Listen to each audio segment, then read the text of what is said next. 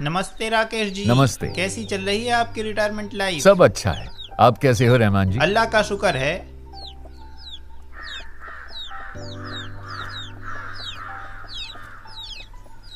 नमस्ते राकेश जी। नमस्ते कैसे हैं राधिका। आप? मैं ठीक हूँ। आइए बैठिए ना। अच्छी हूँ। चाय पियेंगी?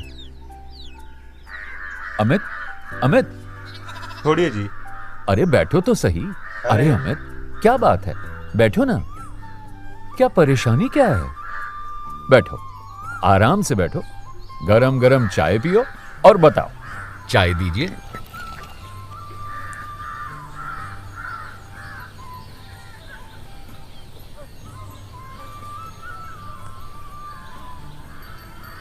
बोलो, क्या बात है?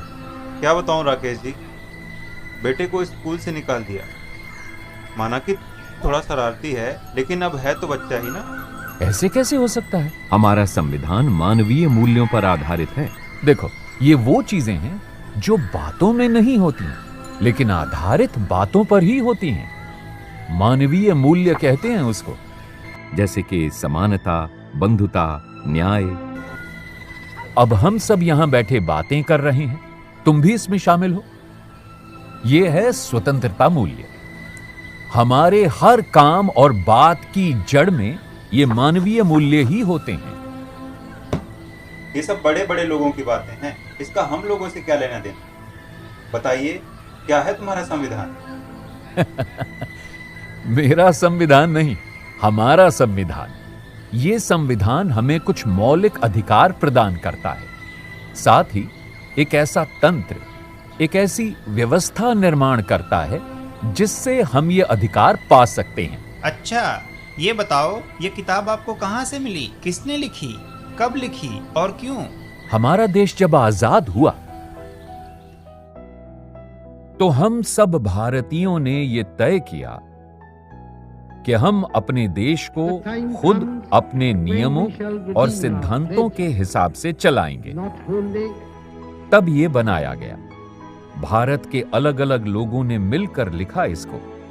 इस किताब में बहुत कुछ लिखा है, जैसे हमारे अधिकार क्या होंगे, देश कैसे चलेगा, चुनाव कैसे होंगे, सरकारें कैसे चलेंगी, कानून कैसे बनेंगे, कोर्ट कचहरी कैसे चलेगी, पंचायतें कैसे चलेंगी आदि।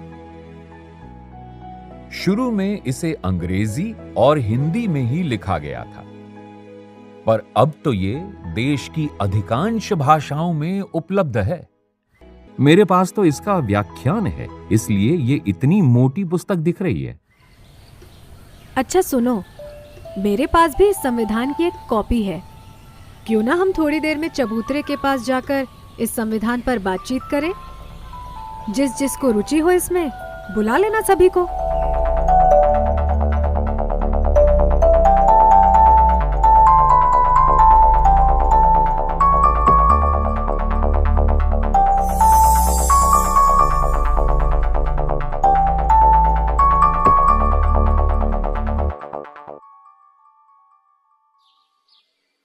आइए आइए, बैठिए। आज हम भारतीय संविधान के बारे में और जानेंगे। चाय की दुकान पर हमने जाना, हमारे कुछ मूल्य हैं जो संविधान की उद्देशिका में लिखे हैं। इन मूल्यों का हमारे जीवन में ठीक से इस्तेमाल करने के लिए भारतीय संविधान ने हमें जो अधिकार दिए हैं, वो अधिकार संविधान के भाग 3 में मौजूद हैं। क्या है ये अधिकार? ये तो बताइए जी। बताता हूं। इसमें बराबरी का अधिकार है, यानी कि हम सब बराबर के हैं। किसी का एक दूसरे से भेदभाव नहीं है। स्वतंत्रता का अधिकार है, जिसमें हम कहीं से कहीं भी जा सकते हैं। जीवन जीने का हमें अधिकार है, हम अच्छी तरह से जी सकते हैं। धर्म और सांस्कृतिक अधिकार है। ये अधिकार हमें संविधान ने दिए हैं। अच्छा, संविधान ये सब कुछ बताता है? मुझे तो लगा ये अधिकारियों के लिए है। हाँ रहमान जी, मैं ये बताना चाहता हूं कि संविधान ने हमें क्या क्या दिया है। इसका मतलब हमारे अधिकार, हमारे कर्तव्य, देश की व्यवस्था कैसे चलेगी, तंत्र कैसा होगा, पूरे तंत्र में किस हिस्से की क्या जिम्मेदारी होगी, केंद्र सरकार, राज्य सरकार, पंचायत वगैरह वगैरह।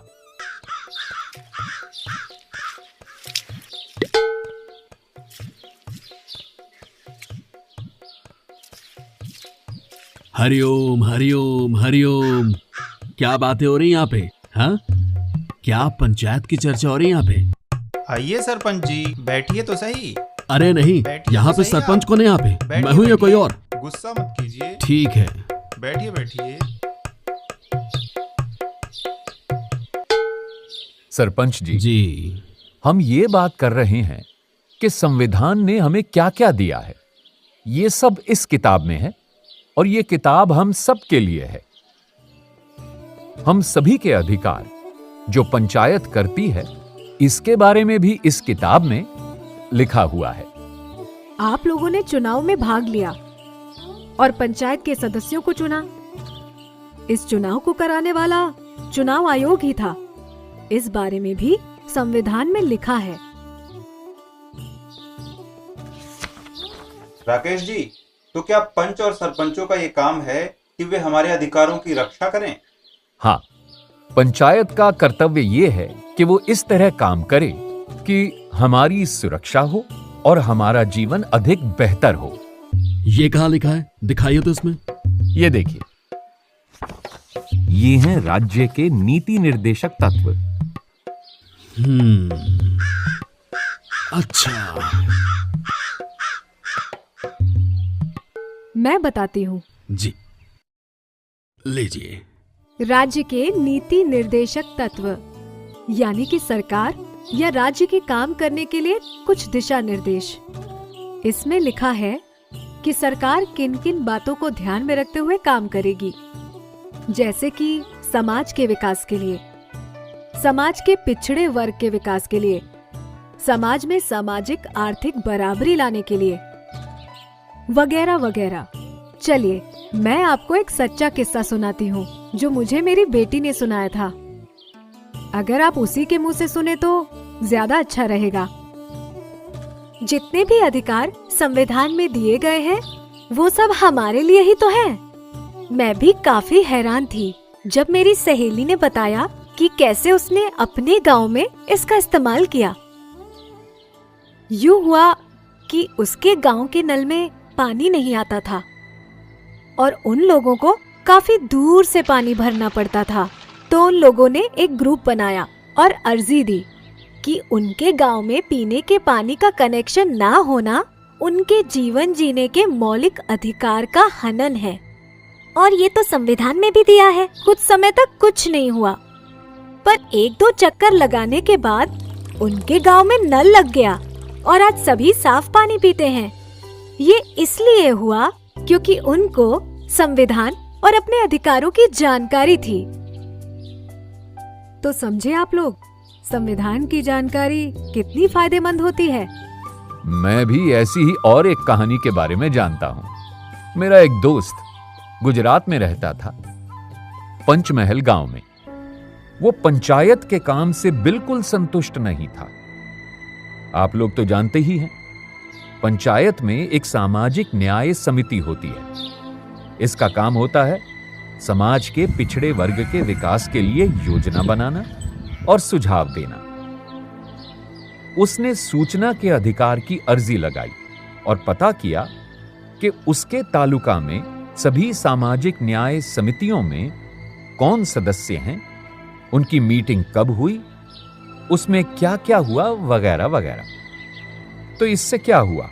इससे यह हुआ कि उसके गांव की सामाजिक न्याय समिति काफी सक्रिय हो गई और अच्छे से मीटिंग करने लगी और गांव में धीरे धीरे विकास होने लगा। जाकिर ने बताया कि ये सूचना का अधिकार, ये पंचायत की व्यवस्था, ये सभी संविधान से ही हमें मिली हैं। आप लोग ये पेड़ देख रहे हैं, इसकी जड़ तो हमें दिखाई नहीं देती, पर होती सबसे महत्वपूर्ण है। समझ लीजिए, ये उन मानवीय मूल्यों की तरह हैं जो हमें दिखाई तो नहीं देते, पर हमारे व्यवहार और कामों की जड़ में यही होते हैं। ये जो तना है मानो ये संविधान और इसमें दिए गए मौलिक अधिकार हैं। आगे की सारी शाखाएं इसी से ही निकलती हैं। हर शाखा मानो एक कानून, हर पत्ता फल फूल, प्रावधान, आदेश, नियम आदि। अब ये सूचना का अधिकार हो या मनरेगा, समान वेतन की बात हो, बच्चों और महिलाओं के अधिकार की बात हो, ये सबके अलग अलग हैं। पर आप देख सकते हैं जुड़े हुए तो ये सब इस तने से ही है ना, यानी कि ये सभी संविधान में दिए गए मौलिक अधिकार से ही जुड़े हुए हैं। संविधान की बात तो हो गई, अब इसका पालन कैसे करना है? इसके लिए हमारे पास 3 स्तर पर व्यवस्था है।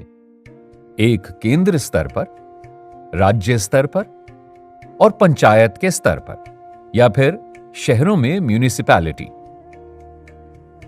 जिस तरह गांव में लोकल स्तर पर पंचायत होती है, उसी तरह शहरों में म्यूनिसिपैलिटी होती है। हम इनको इसलिए चुनते हैं ताकि इन तक हमारी पहुंच आसानी से हो।